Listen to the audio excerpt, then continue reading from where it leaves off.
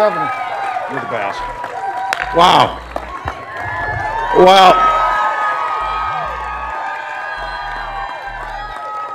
Well, thank you, Rick. I told him, I said, dang, I'm glad this is an IH farm since I'm always talking about my international. So, it's interesting when you talk to somebody like Rick and you ask them what they grow. Corn, soybeans, family, kids, community. Family farms are what a lot of folks want to talk about it. Some folks live it on what it means. So Rick, to you and your family, thank you. I know in today's world, opening up your farm and having folks come on here, as you said, you'll probably get less than a 5-finger wave sometimes. That happens. But look, this is about trying to figure out how do we bring this country back together, and there's no better place than being on a third-generation family farm to talk about this great country. So thank you. Been in his family since 1949. He said he started out with 40 dairy cows, still a family operation. And I have to tell you, thanks to all of you for coming out and standing on this land. It matters. And he mentioned the sun came out. He said, is it true that you guys control the weather? And my answer to that is if it was, it wouldn't be 40 below in Minnesota in January. So what you gets there. But look, we got a lot of things on the mind here. I've had the opportunity and the privilege to get to know a lot of folks here in Pennsylvania and see the commonality that we have together. I'm just going to ask you all on behalf of the rest of the country, please send Bob Casey back to the Senate if you can. Please do that. I traveled with Senator Casey. They took me along on a Senate Foreign Relations trip over to the Middle East, and I'll tell you, just the respect he has, the understanding of the issues, the way he carries himself, and he's just a good guy. And so get him back in there. And then, and the thing you get to know is as governors. Governor Whitmer said this yesterday. The thing about governors, they just have to get shit done. That's what you do. Your governor here knows something about that in Governor Shapiro. He taught all of us that we can do a lot better building bridges if we put our mind to it. And you can get them up in a hurry and you can get people back to work. We watched that happen, and so I'm really grateful for that. Look, family farms, we share a proud tradition, history of feeding and fueling this country. Rural neighbors, foundational to America's success. And I promise you this, Vice President Harris and I, when we win this election, we will have rural America's back just like they've had our back. So I talked to the Vice President about this, understanding what rural community needs. In the Senate, she was there and she represented. This is what people forget. We all talk about our agricultural roots. The largest agricultural state in the country is California. And as a senator from California, she understood that. She secured $20 billion to help hundreds of thousands of family farms and ranchers promote sustainable agriculture, increase resilience against extreme weather. We were just talking about this.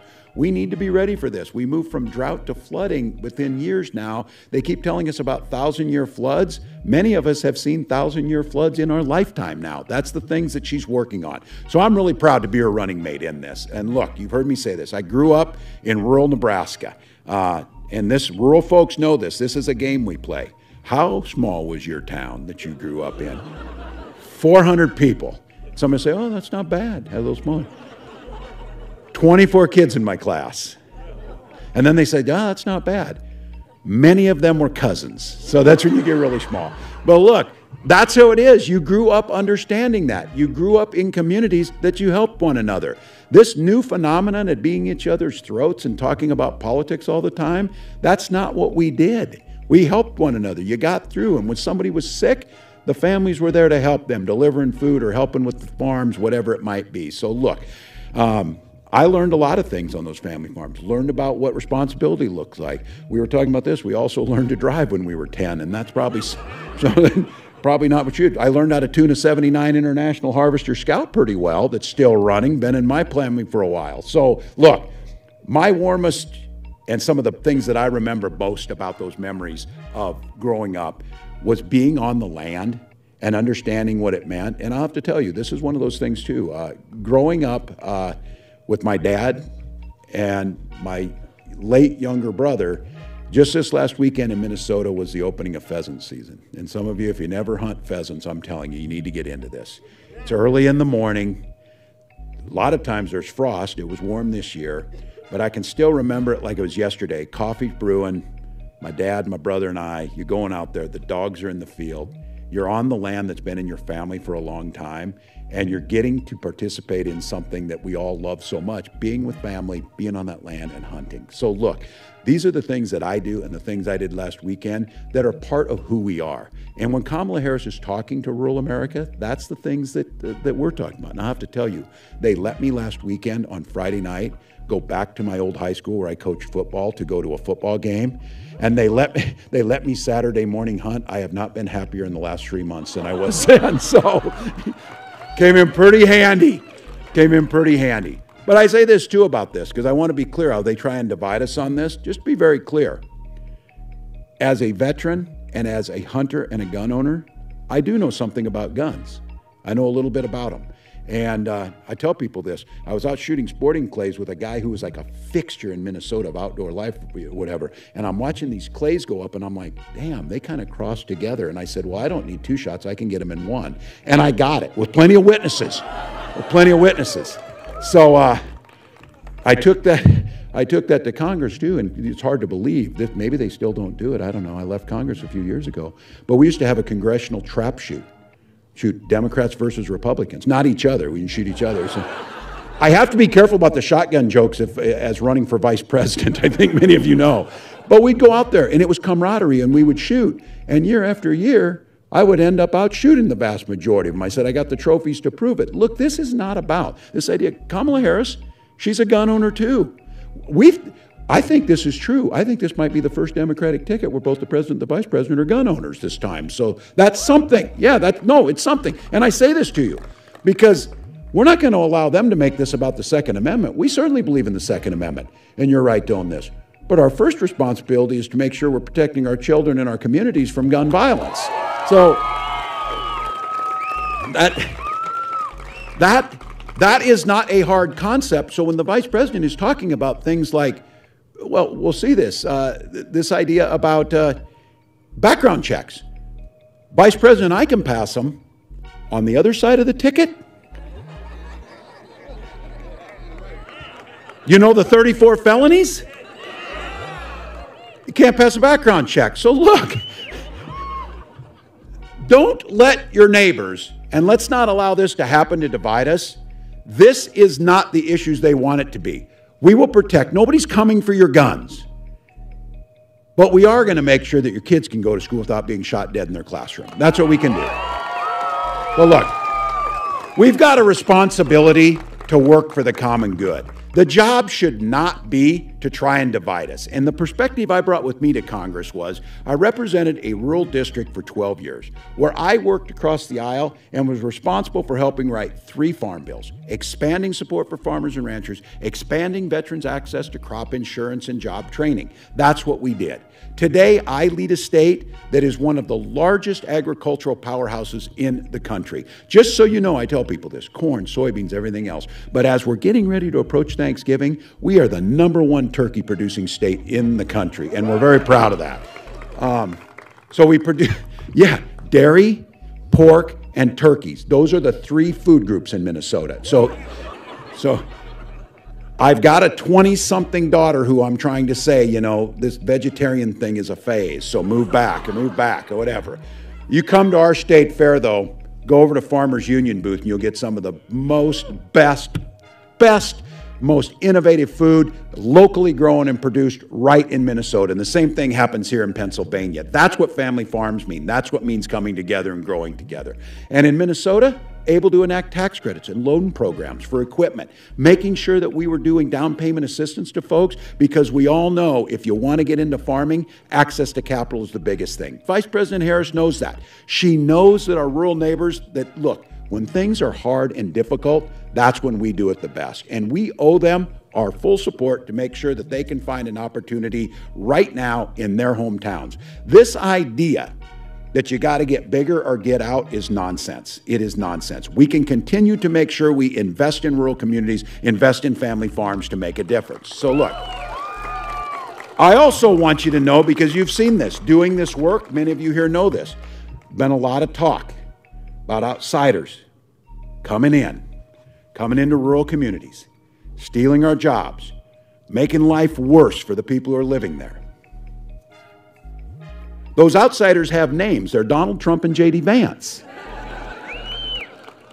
No one was asking for what they were bringing, but they brought it to their very states they represent and told lies about the people living in these communities. People who were simply trying to do an honest day's work, maybe buy some nice clothes for their kids so they could go to Mass on Sunday. That's what a lot of these folks were asking. They weren't asking anything else, and they weren't doing anything else until these guys come along and tell us that. And the reason is they don't respect rural communities. And I'll tell you what, they take a hell of a lot of their voters for granted by the policies they put out that don't do a damn thing for rural Pennsylvania or rural Minnesota or any place in this country. That's what the odd is. Now, I appreciate folks who did this, and I am proud where I grew up. I wouldn't trade that for anything. And Senator Vance, he became a media darling. He wrote a book about the place he grew up, but the premise was trashing that place where he grew up rather than lifting it up. This guy's a venture capitalist cosplaying like he's a cowboy or something. I don't even know what a venture capitalist does most of the time, because folks who go to work every day, they're the ones that are saying, what are you going to do with the policies to make my life a little better? These guys see your communities as commodities to trade and move around. They see your house as something to buy up and sell to make a profit on. They don't see it as a place where you raise your kids.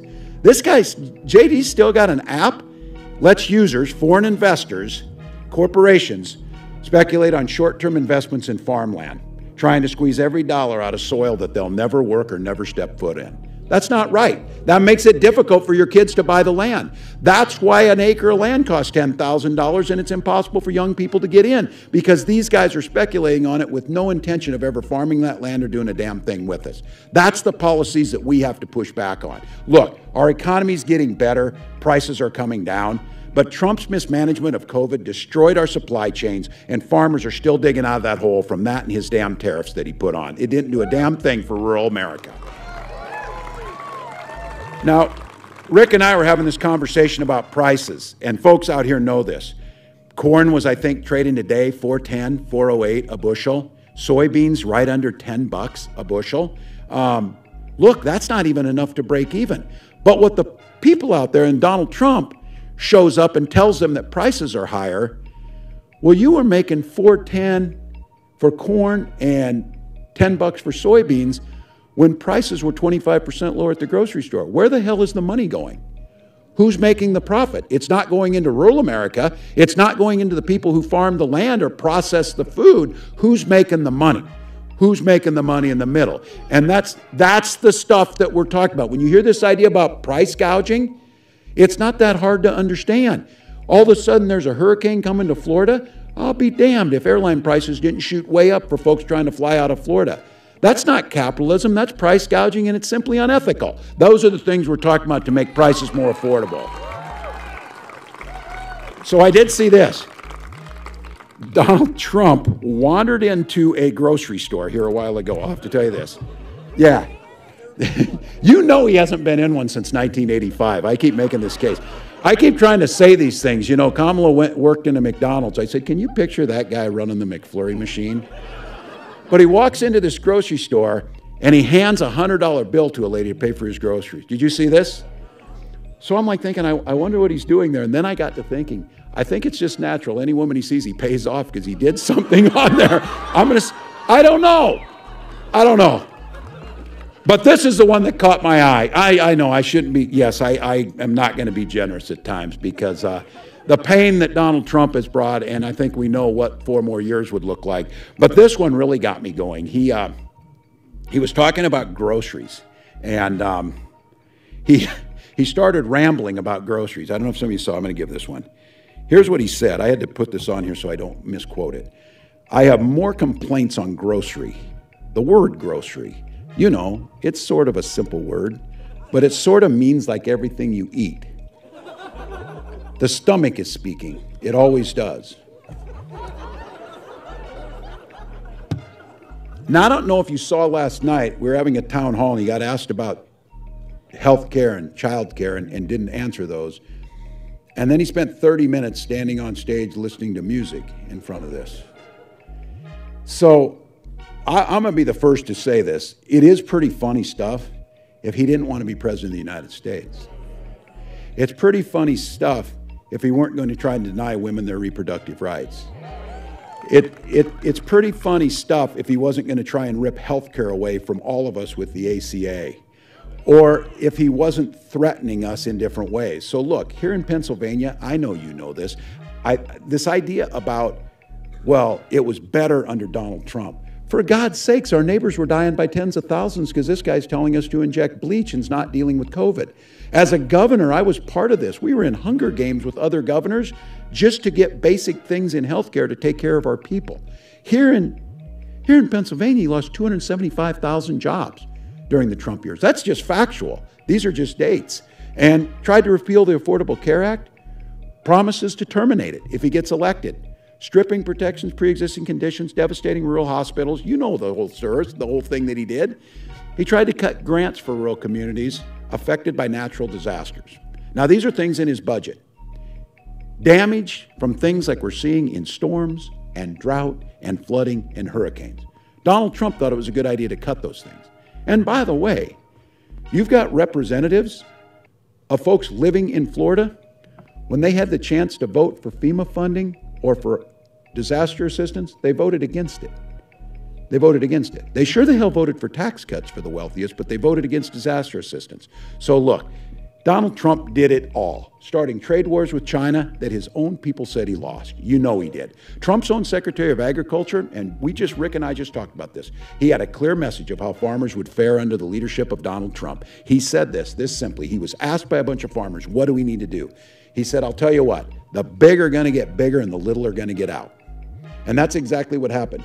So instead of being able to milk 120 head, creating 3 or 4 jobs in this community, spending money in the local community and growing this area, now you have folks milking 10,000 head in consolidated areas that have no impact on the local economy. That's what's happened under Donald Trump. So look, Trump had a near record farm bankruptcies in 2019 of folks going out of business because of that.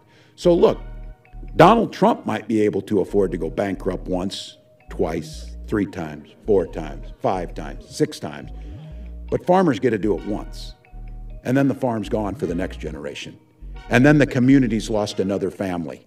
And sure enough, the businesses downtown start to close. So if you want to know what's happening to rural America, as I said, the folks coming in here and taking the jobs and destroying the area, they've got names. They've got names. Trump and Vance right now happen to be those, and the folks who back them. The venture capitalists who don't give one damn about walking this land, but are more than happy to take the profit off it. So look, we owe you something here. We owe you something. Under Kamala Harris's leadership, farm bankruptcies are down to a record low this year. And since she took office, Pennsylvania has created more than 500,000 jobs. If Trump returns to power, his Trump sales tax costs rural families nearly $4,000 a year.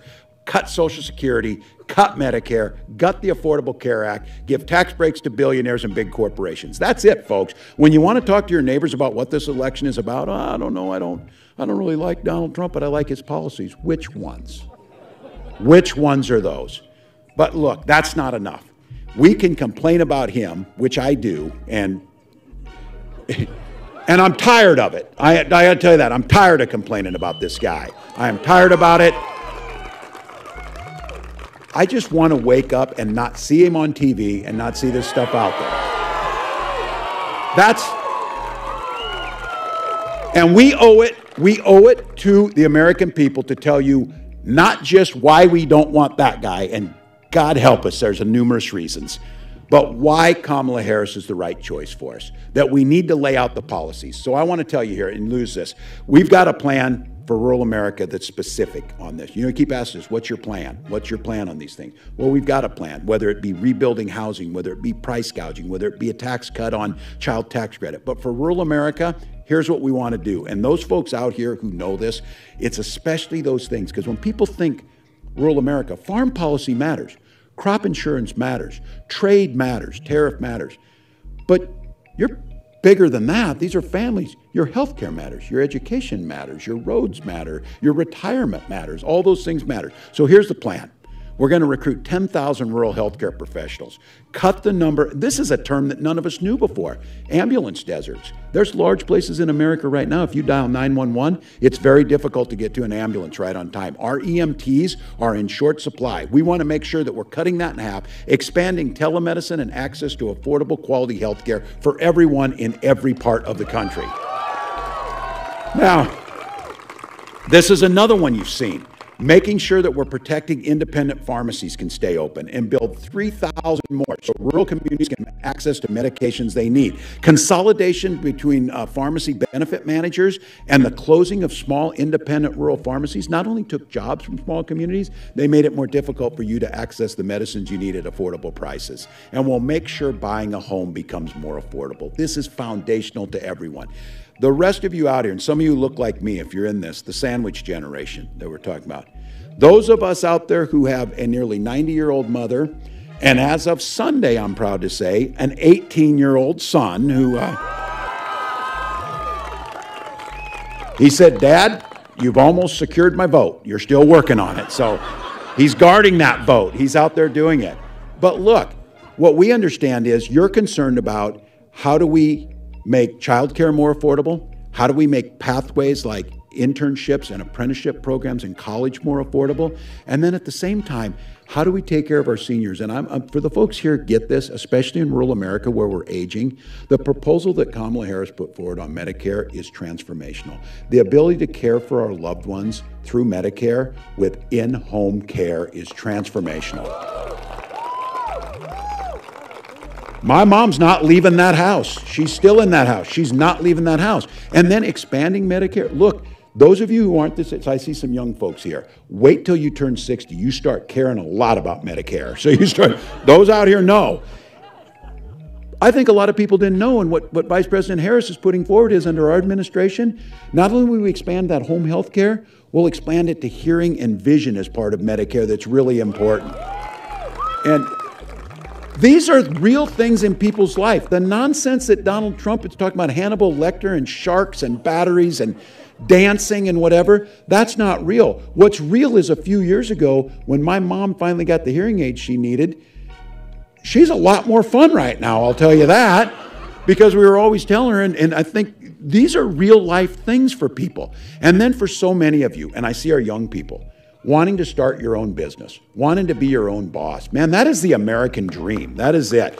Each of us, people who choose to do that are risk takers, they're entrepreneurs, they are the American spirit. And we've been frozen at this, things like the red tape that makes it difficult to do it, or the inability to get tax breaks. Why can the biggest corporations get tax breaks to expand, and a small business owner gets a $5,000 tax credit? Kamala Harris said we will move that to $50,000, making it easier to start your small business, creating more jobs.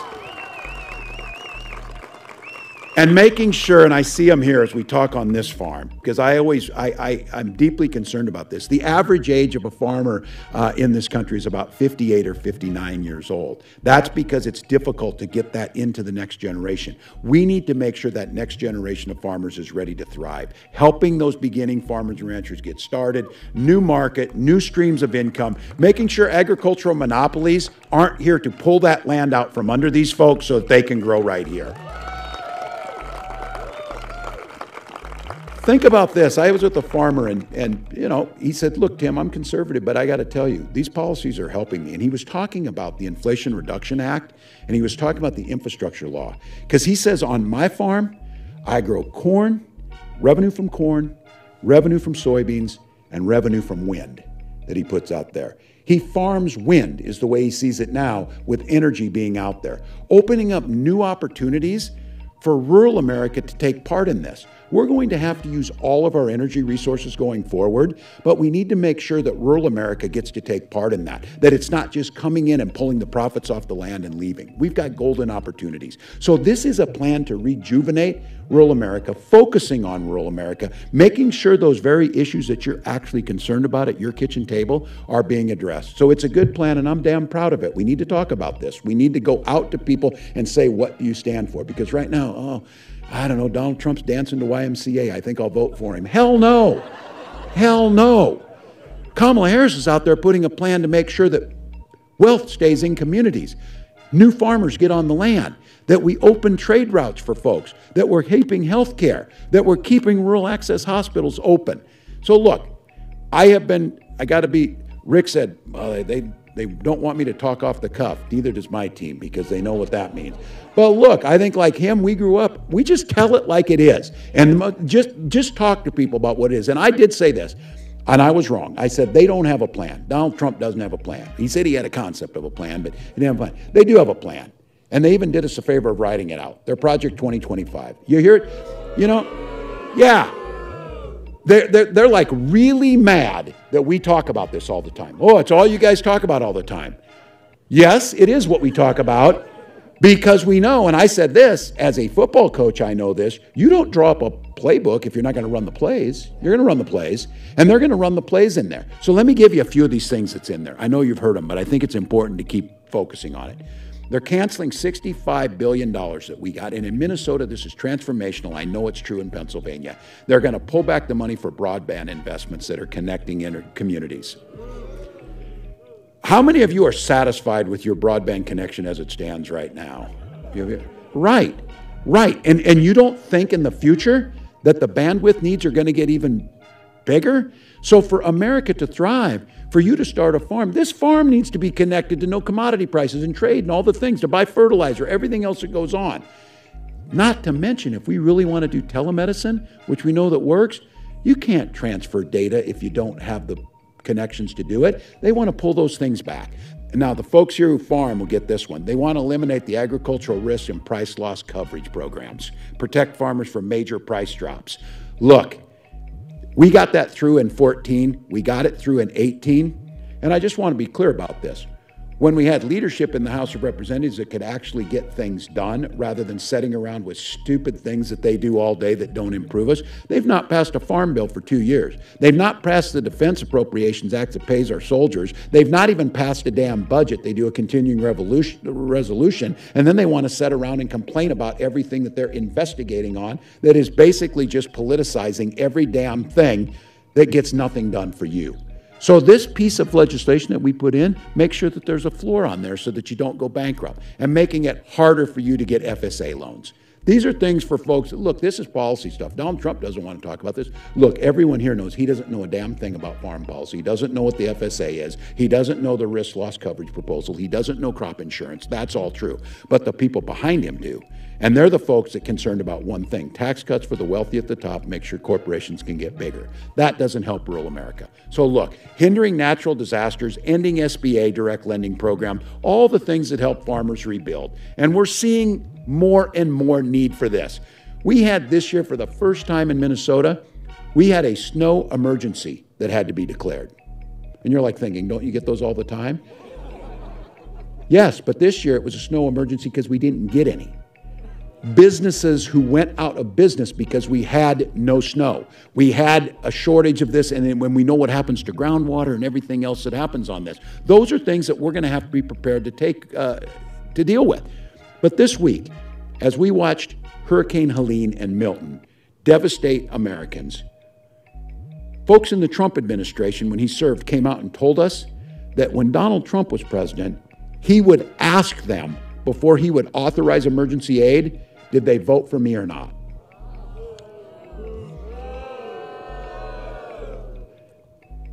That's disqualifying politically.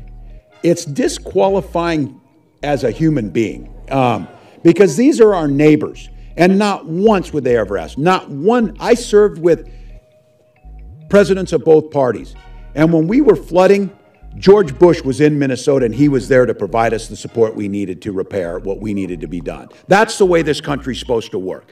I can disagree with George Bush, but he was there to do that. This is the first time in American history you've got a president that is willing to let Americans suffer during a tragedy rather than providing them the aid they need. So look, as a teacher, I'm going to have to tell you this, and I just want to, I'm going to leave you with the final Project 2025.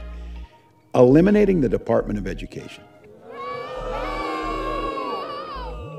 Now, there's an agenda here, and that agenda is to privatize public schools, to give people vouchers, if they will, and then to have you send your kids wherever you want to. Those should certainly be your choices. That should be your choice to do it. But public education has been the great American addition to the world, the ability to be able, not just the great equalizer, the great horizon opener for so many of us. I think about living in a town of 400 people. I had incredible public school teachers. You think if they'd have given my family a voucher, where the hell were we going to find a private school that we could go to in a rural community? And where were they going to find the teachers who would do it for the little money that those public school teachers were doing it for and the effort that they were giving? It goes back to this idea that communities come together. This country invests together. So what Kamala Harris is laying out, what we're talking about doing is, we're talking about investing in those communities.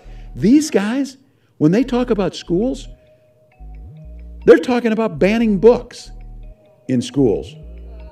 You know what we did in Minnesota? We gave every kid breakfast and lunch for free. We're banishing hunger in those schools.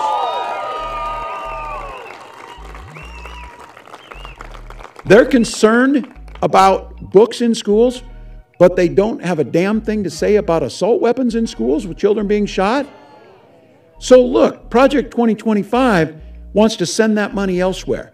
Hell, Project 2025 wants to privatize weather forecasting at one time. Think about that. Remember when he took his Sharpie to draw around the hurricane? It's an inconvenient truth that climate change is changing our climate. Well, we don't stick our head in the sand, we fix it, and we get ready for it, and we need a leader who's willing to do that. So look, folks, I went to it in the beginning. We know who Donald Trump is. We know what they stand for. We've got an agenda that works for rural America, and as I told Rick in there, these policies that we're proposing will help the people who are out there with Trump signs in their yard who are going to vote against us.